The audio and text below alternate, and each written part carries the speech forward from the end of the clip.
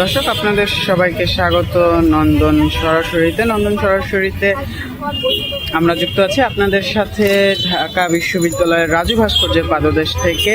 এখানে বাংলাদেশ গণতান্ত্রিক ছাত্র সংসদ অনশন করছেন, আমরণ অনশন করছেন। কুয়েটে চলমান যে আন্দোলন, সেই আন্দোলনের প্রতি সংহতি জানিয়ে এবং কুয়েটের যে বর্তমান ভিসি আছেন, সেই ভিসির পদত্যাগের দাবিতে তাদের এই অনশন চলছে। আমরা গত ফেব্রুয়ারিতে দেখেছি কুয়েট ক্যাম্পাসে বৈষম্য বিরোধী ছাত্র আন্দোলনের এক নেতাকর্মীদের সাথে স্থানীয় বিএনপির নেতাকর্মীদের একটি সংঘর্ষের ঘটনা ঘটে। তাতে কিন্তু বৈষম্য বিরোধী ছাত্র আন্দোলন এবং বিএনপি উভয় পক্ষের বেশ কিছু নেতাকর্মীরা আহত হন এবং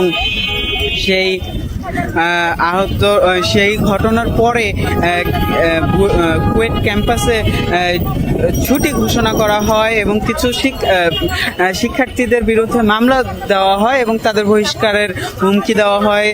সেই ঘটনার প্রেক্ষিতে দীর্ঘদিন ধরে ক্যাম্পাস বন্ধ আছে। পরবর্তীতে শিক্ষার্থীরা সেই হলগুলোর তালা ভেঙে ভেতরে প্রবেশ করার চেষ্টা করলে তাদের বিরুদ্ধেও আবার মামলা দেওয়া হয়। এরপর থেকে আমরা গত 34 ঘন্টা ধরে কুয়েটের শিক্ষার্থীরা অনশন করছেন। সেই অনশনের প্রেক্ষিতে কুয়েটের শিক্ষক যারা আছেন তারা সেই শিক্ষার্থীদের সাথে কথা বলেছেন, তাদের অনশন ভাঙানোর চেষ্টা করেছেন। শিক্ষার্থীরা কিন্তু এই কুয়েটের যিনি ভিসি আছেন, সেই ভিসির পদত্যাগ না হওয়া পর্যন্ত এই অনশন চালিয়ে যাওয়ার ঘোষণা দিয়েছে। শুধুমাত্র কুয়েট নয়, সারা বাংলাদেশের বিভিন্ন বিশ্ববিদ্যালয়গুলোতে এই একই দাবিতে এই অনশন চলছে। এর আগেও ঢাকা বিশ্ববিদ্যালয়ে আমরা দেখেছি বিভিন্ন ছাত্র সংগঠনের পক্ষ থেকে কুয়েটের ভিসি পদত্যাগের দাবিতে আন্দোলন করা হয়েছে, মানববন্ধন করা হয়েছে, বিক্ষোভ সভা করা হয়েছে। আজকে রাজু ভাস্কর্যের পাদদেশে বাংলাদেশ গণতান্ত্রিক ছাত্র সংসদের নেতাকর্মীরা অনশন করছেন। আমরণ অনশনে তারা এই মুহূর্তে অবস্থান করছেন। তাদের সাথে একটু কথা বলার চেষ্টা করব, তাদের কাছ থেকে জানার চেষ্টা করব। ভাই, একটু কথা বলি, আপনাদের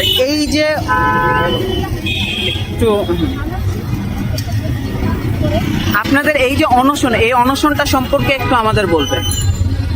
এই অনশনটা মূলত আমাদের কুয়েটের যে ভিসি, তিনি এর আগে আমাদের সাধারণ শিক্ষার্থীরা একটি যৌক্তিক আন্দোলনের যৌক্তিক জায়গার মধ্যে ছিল।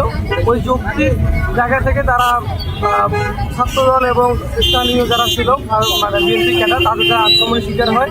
এটার প্রেক্ষিতে তারপরেও কিন্তু যখন মামলা করা হয় তখন সাধারণ শিক্ষার্থীদের উপরে বর্তায় এবং এই ভিসি এতটাই অযোগ্য যে দীর্ঘ 1 মাস 1.5 মাস পার হয়ে গেছে, ভার্সিটি বন্ধ, ভার্সিটি খুলতে পারেনি। এটার প্রেক্ষিতে অযোগ্য ভিসির আমরা পদত্যাগ চাই এবং সেখানে পদত্যাগ চাইছে স্টুডেন্টরা।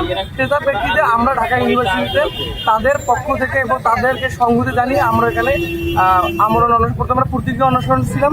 পরে আমরা দেখেছি এটা আরো গুরুতর সময় প্রেক্ষিতে এত সময় গেছে, তারা এই দাবিটা মেনে নেওয়া হয়নি। এর প্রেক্ষিতে আমরা আসলে এখানে। আচ্ছা, এই যে অনশন চলছে প্রায় 3 দিন হতে চললো, তবুও মানে সরকারের যে পদক্ষেপগুলো এই অনশনকে কেন্দ্র করে, সেটাকে কিভাবে দেখছেন? না, সরকারের পদক্ষেপ আসলে সরকারের একটা আমলাতান্ত্রিক ব্যাপার এখানে জড়িত আছে। সেটা আমাদের 8 মাস ধরে আমরা দেখে আসছে যে জায়গাটা সিন্ডিকেট। এই সিন্ডিকেট আসলে আমরা দেখতেছি ইন্টারিম গভর্নমেন্ট, আমাদের এখান থেকে 3 জন উপদেষ্টা থাকলেও, শিক্ষার্থীদের থেকে পার্টিসিপেন্ট থাকলেও এখানে অধিকাংশই কিন্তু আমাদের অন্যান্য স্টেক হোল্ডাররা রয়েছে। এখানে আমরা শুধুমাত্র আমাদের এখানে মূল সমস্যা আমলাতান্ত্রিক সমস্যা।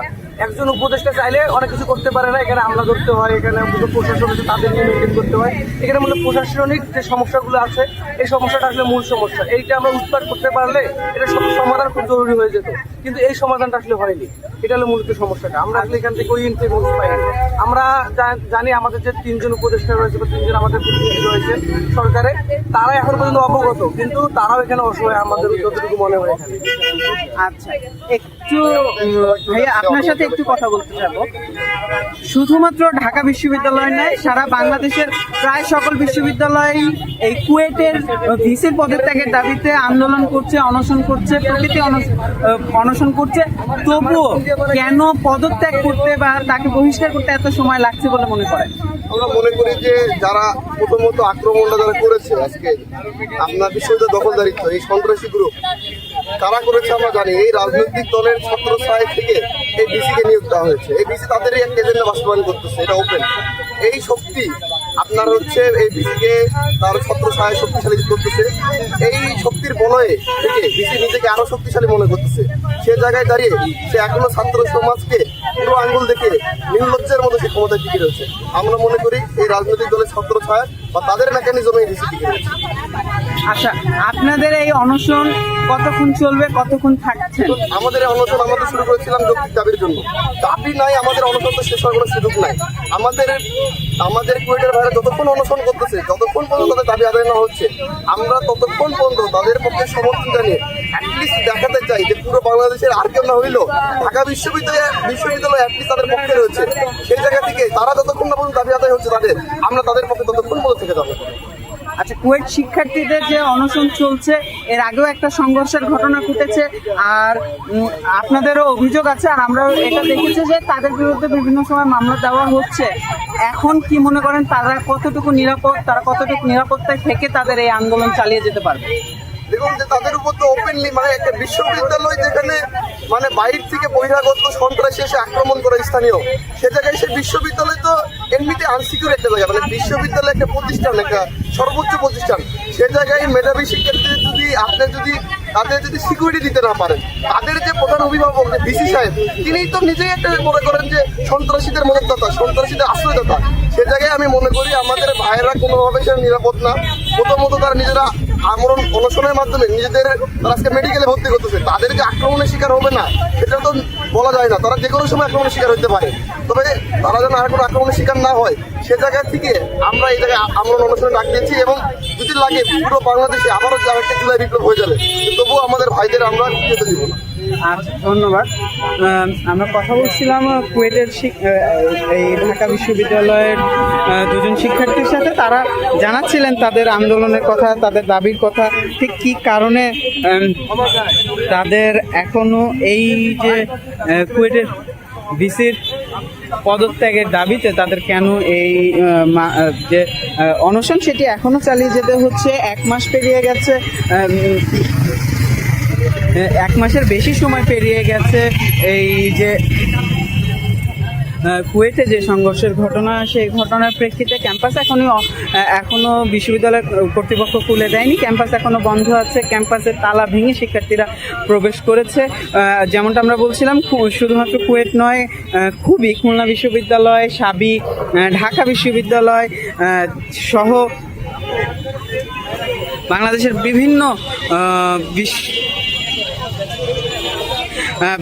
বিভিন্ন বিশ্ববিদ্যালয় শিক্ষার্থীরা কুয়েটের শিক্ষার্থীদের প্রতি সংহতি জানিয়ে আন্দোলন করছে। ঢাকা বিশ্ববিদ্যালয়ের বিভিন্ন ছাত্র সংসদ, ছাত্র সংগঠন এবং সাধারণ শিক্ষার্থীরা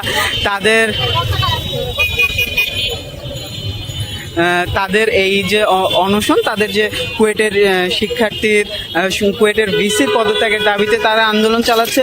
গ্রীষ্মের প্রখর রোদ, এই রোদ উপেক্ষা করেও কিন্তু শিক্ষার্থীরা এখানে বসেছেন, ঢাকা বিশ্ববিদ্যালয়ের শিক্ষার্থীরা এখানে বসেছেন। প্রথমে তাদের প্রতীকী অনশনের কথা থাকলেও পরবর্তীতে তারা আমরণ অনশনের সিদ্ধান্ত নিয়েছেন। তারা আমরণ অনশনে বসবেন, অর্থাৎ যতক্ষণ পর্যন্ত না তাদের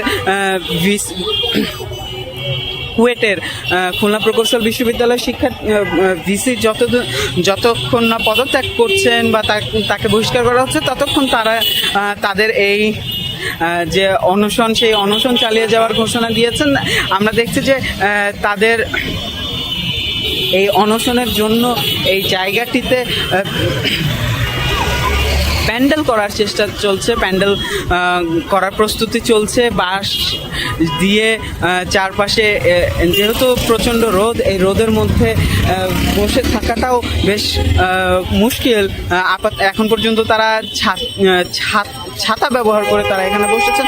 তবে স্থায়ীভাবে দীর্ঘ সময় ধরে আন্দোলন চালিয়ে যাওয়ার জন্য, এই অনশন চালিয়ে যাওয়ার জন্য তারা প্রস্তুতি নিচ্ছেন। যদি একটু সরকারের পক্ষ থেকে বলি, গৃহীত পদক্ষেপগুলো সরকারের পক্ষ থেকে, মানে শিক্ষা উপদেষ্টা, শিক্ষা মন্ত্রণালয়ের পক্ষ থেকে একটি প্রতিনিধি দল আজকে কুয়েট শিক্ষার্থীদের সাথে দেখা করার কথা, সেখানে কথা বলার কথা, যে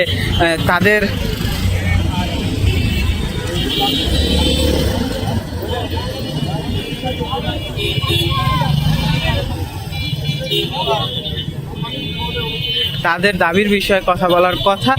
এই মুহূর্তে এখন পর্যন্ত আন্দোলন চলমান আছে, আন্দোলন চলছে শুধুমাত্র কুয়েট নয়, শুধুমাত্র ঢাকা বিশ্ববিদ্যালয় নয়, কুয়েটের ভিসি পদত্যাগের দাবিতে সারা দেশের বিভিন্ন বিশ্ববিদ্যালয়ে আন্দোলন চলছে এবং শিক্ষার্থীরা ঘোষণা দিচ্ছেন যদি প্রয়োজন হয় তাহলে আবার তারা আরও বড় ধরনের আন্দোলনের দিকে যাবেন। এই ছিল আমার কাছে ঢাকা বিশ্ববিদ্যালয়ের রাজু ভাস্কর্যের পাদদেশ থেকে সর্বশেষ। এতক্ষণ আমাদের সাথে থাকার জন্য ধন্যবাদ।